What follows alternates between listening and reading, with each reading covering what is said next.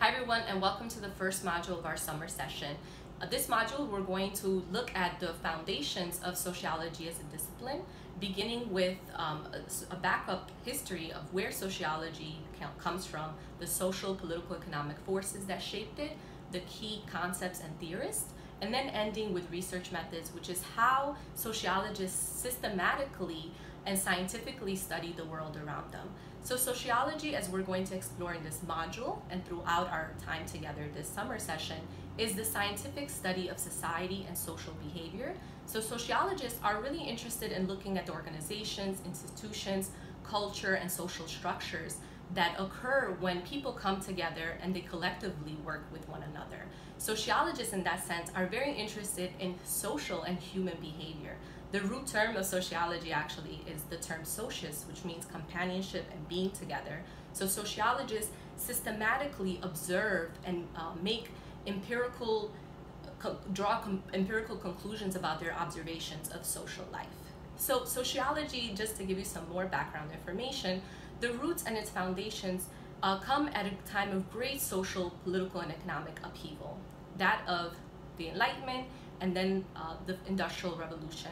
So industrialization and urbanization were two important processes that shaped the discipline. At this time, Western Europe, the political economy was transforming before people's eyes. For the first time, people were moving from farms and agriculture to migrating to big cities and working in factories.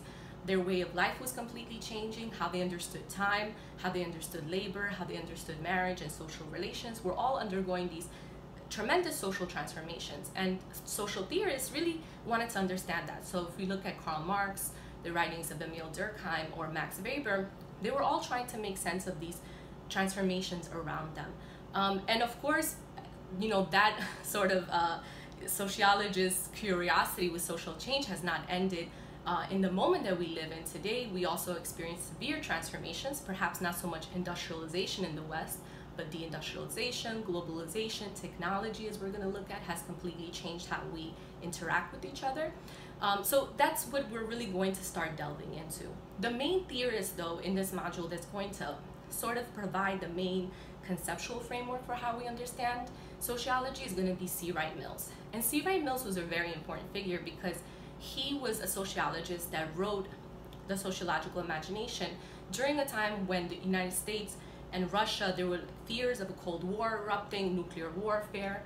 A lot of people lived in extreme fear. And in that piece, he's really challenging that notion, right? He's saying that sociological imagination is a quality of mind, which allows us to link our personal troubles to a larger social context, right? So, you know, we experience lives as a series of traps, as he says. We, as I mentioned in the first video, go to the market and choose cereal. We drive in a highway. We experience things as very individualized problems and personal troubles, really. Divorce, unemployment, poverty, violence. But these are things that connect large numbers of people, and they are, to some extent, social problems, right? So C. Wright Mills is going to help us understand how these individual problems, excuse me, become social and societal problems. And lastly, after we cover C. Wright Mills, we're going to finish with research methods. And in this unit 5, you will have a chance to complete 2 assignments which really delve into and give you the tools to carry on some hands-on sociological research. And you will be using the readings and the module videos to get you through that process. But you're really going to have an opportunity to see how sociologists really scientifically and systematically study the world around them. So with all of that said, I welcome you all to the first module.